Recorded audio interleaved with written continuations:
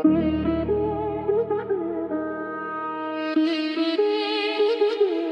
बाजार की गली, सुजोर बाजार की गली में भड़वा धुआं नाक में जलती वो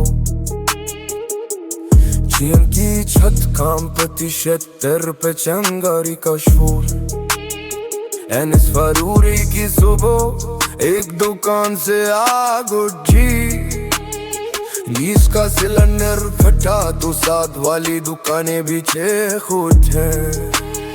शीशे बारिश बन के गिरे, हाथों पे बारीक जख्म, दौड़ से कदम गर्द में खांसी, एम्बुलेंस की तेज दम।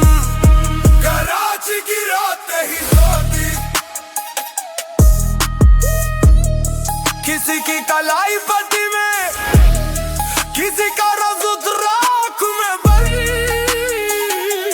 बाजार के बीच जली लकड़ी, आंख में सुर्खी, जबान पे धात, ऊपर तारों से चुपकी हरारत, नीचे खून की नम लकीर। किसी माँ का फोन बजता रहा, कोई जवाब में खामोश, किसी भाई की आवाज फट गई, बस एक कदम दूर था।